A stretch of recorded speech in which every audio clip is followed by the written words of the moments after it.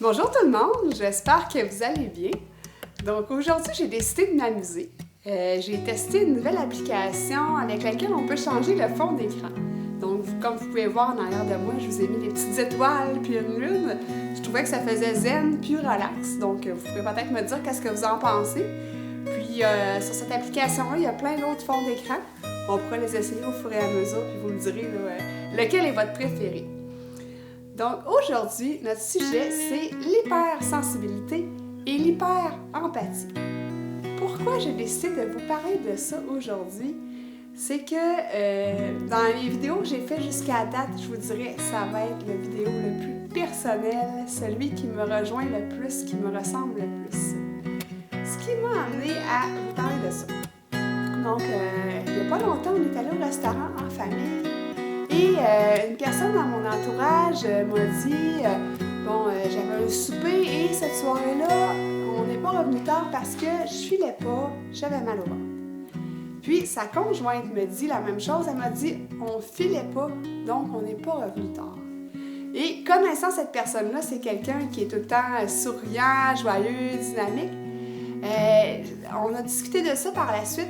Et elle m'a dit que oui, au début de la soirée, tout allait bien, mais elle voyait son conjoint qui n'aimait pas trop la soirée, puis bon, qui était peut-être fatigué. Et elle a absorbé ses émotions jusqu'à ressentir la même chose que lui. Donc ça m'a vraiment interpellée parce que ça m'arrive malheureusement quand même souvent.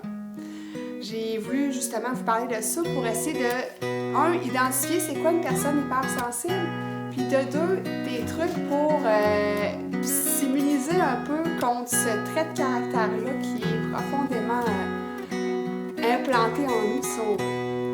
Donc, je vais vous parler de quelques trucs, les traits de la personnalité de la personne hypersensible. Tout d'abord, on va définir ce que c'est l'empathie. Donc, l'empathie, c'est notre capacité à voir le monde dans les yeux de la personne qui vit une situation, à ressentir les mêmes émotions que cette personne-là. Le côté positif, c'est que ça nous aide à nous ouvrir à notre entourage, aux situations que les gens autour de nous vivent. Si on peut dire la relation typique d'empathie, c'est la mère avec son nouveau-né.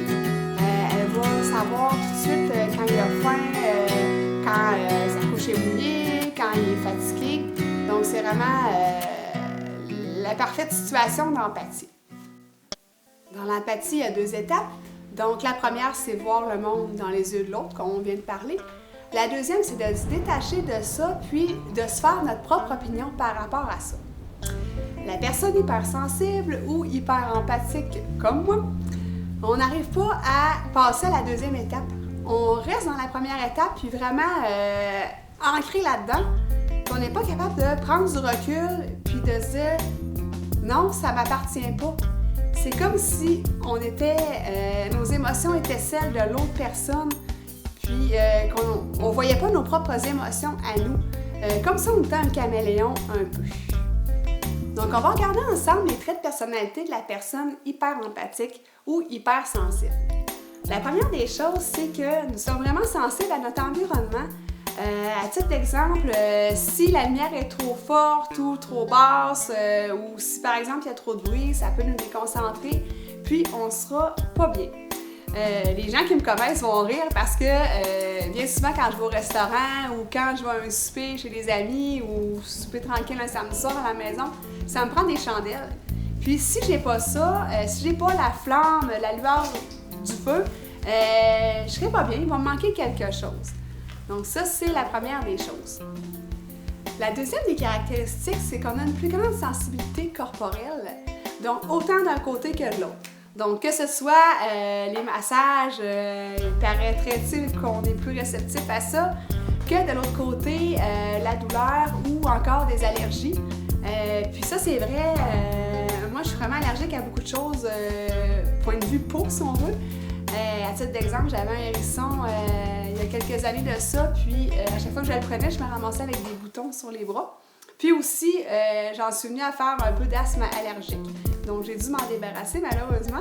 Mais c'est ça, les gens hypersensibles, on est sensible à plein de trucs, là, plein d'allergies, autant respiratoires que cutanées. Troisième caractéristique, les gens hypersensibles, on a une vie émotionnelle assez intense. Encore là, que ce soit noir ou blanc. Donc, on peut se fâcher vraiment rapidement pour une pécadille. C'est sûr que dans mon cas, je me défâche vraiment très vite. Mais de l'autre côté aussi, on peut être super joyeux pour quelque chose qui, aux yeux des autres, est vraiment banal. Puis, moi, dans mon cas, je sais qu'une petite attention peut faire ma journée. Tant mieux, c'est pas nécessairement un défaut. Le quatrième point, c'est que nous sommes vraiment des gens créatifs. Donc, j'imagine que vous commencez déjà à le voir. Déjà dans mes vidéos, je m'amuse, comme aujourd'hui, avec mon fond d'écran. Dans mes montages, je rajoute des petits commentaires. Ça pratique ma créativité. Là, je vous parle de vidéos. Ça peut être dans d'autres choses aussi, mais encore là, les gens qui me connaissent vont dire que je suis vraiment une personne très créative. J'ai beaucoup d'idées dans ma tête et ça n'arrête jamais. La dernière des choses, c'est qu'on est toujours en quête d'un sens à notre vie. Je m'explique, c'est que la plupart des gens vont se contenter de travailler, de fonder une famille, puis d'avoir des plaisirs par-ci, par-là. Les gens comme moi, on veut avoir le vrai sens de notre vie. C'est plus profond que ça. Puis, on veut toujours aider les autres aussi. Puis bon, ça se traduit encore là, autant par mon travail, qui est en quelque sorte une relation d'aide, que comme quand je vous parle présentement dans mes vidéos. Donc, c'est ça, on cherche un sens à notre vie. Puis, des fois, on sent un décalage par rapport aux autres qui, eux, n'ont pas besoin de ça, n'ont pas besoin de rechercher quelque chose de plus profond.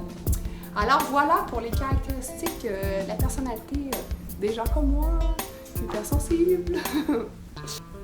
Donc là, c'est bien beau tout ça, je vous parle d'hypersensibilité, mais je vais vous donner un exemple pour que vous puissiez mieux comprendre qu'est-ce que je veux dire par là. Donc, un exemple, on a un de nos amis qui vient de perdre un emploi. Donc, ça, c'est l'idée de départ. La personne empathique va dire « Ah, mon Dieu, c'est triste pour toi, je vais être là si tu as besoin d'aide, si tu as besoin de parler à quelqu'un. » Ça s'arrête là. La personne hypersensible, hyper empathique, va même aller jusqu'à chercher un emploi à la place de son ami. Donc, on prend le problème de l'autre, puis on le met sur nos épaules. Puis là, on commence à chercher une job, un emploi, comme si c'était nous qui avions perdu notre emploi, puis qu'il fallait trouver quelque chose. Donc, on se met à chercher les annonces sur Internet, dans le journal, ou peu importe, à parler à des gens, peu importe, comme si c'était notre problème. Donc, le premier conseil, c'est d'être égoïste. C'est plate à dire. Oui, il faut écouter notre ami qui a perdu son emploi, être là pour lui si jamais il a besoin de parler. Mais il faut prendre du recul, il faut se dire, écoute, oui, c'est plate pour mon ami, je comprends la situation, mais ça ne me touche pas, ça ne me regarde pas. Puis ça, c'est vraiment la première des choses parce que si on se met à prendre tous les problèmes de nos amis, de notre conjoint, ou peu importe là, qui est proche de nous, ça finira plus, ça va être lourd, pas à peu près sur nos épaules. Là. Donc c'est la première des choses. Le deuxième conseil relié à ça, c'est vraiment de revenir dans notre tête. Parce que les personnes hypersensibles, on vit beaucoup à l'extérieur de nous. S'il fait beau, on est content. S'il fait pas beau, on n'est pas content. Bon, là, c'est sûr que c'est un exemple facile, puis ça s'applique pas toujours à moi. Mais ce que je veux dire par là, c'est que on est vraiment... Nos émotions sont vraiment liées à ce qui nous entoure. Par rapport à rentrer, faire une introspection et se dire est-ce que ces émotions-là m'appartiennent à moi ou ça appartient à quelqu'un d'autre? Donc ça, c'est vraiment d'essayer de prendre du recul et de se dire non, ça m'appartient pas. Donc ça, c'est la deuxième des choses. La troisième des choses, c'est d'éviter les gens nocifs pour nous ou les situations nocives. On sait tous, des fois dans notre entourage, on a des gens qui grugent notre énergie. Donc, c'est d'essayer peut-être, si ces personnes-là sont trop prenantes pour nous, de couper les ponts avec eux ou de peut-être moins les voir. Ou ça peut être une situation qui fait qu'on n'est pas bien dans cette situation-là, où on va quelque part puis on n'aime pas ça, puis des fois on se force, mais finalement on n'est pas bien. Fait que c'est d'arrêter de se forcer finalement, puis de penser à nous, encore là, de prendre du recul, de retourner chez soi, au pire de s'asseoir sur le divan, relaxer, de faire quelque chose qu'on aime, écouter un film, écouter de la musique, mais d'éviter le plus possible des situations qui nous rendent malheureux, qui nous rendent hyper émotifs. Puis ça, des fois, encore là, c'est pas toujours un défaut parce que je vous parle d'écouter un film. Si vous êtes hyper sensible comme moi, dès que le film est super drôle, là, vous riez, puis vous embarquez dans le film, c'est comme si c'était vous qui étiez dans le film. Puis, dans le sens contraire, quand c'est quelque chose de triste, bien là, moi, je pleure à tout coup. Un autre conseil que je trouvais intéressant, c'est de parler de la situation à un autre ami qui est impartial.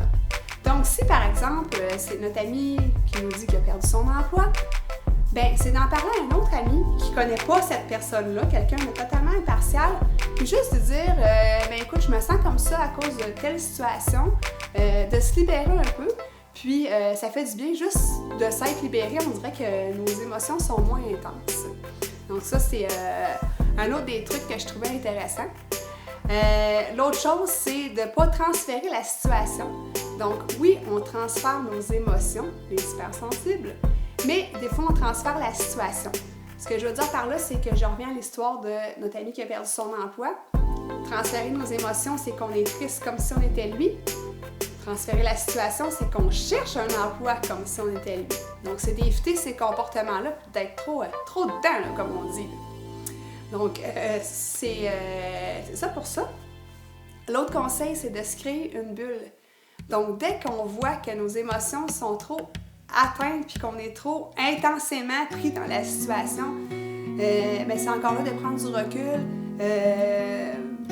soit de se coucher dans notre lit, d'écouter de la musique, de couper tous nos sens finalement, de relaxer. Ça peut être de faire de la méditation pleine conscience ou même faire du yoga.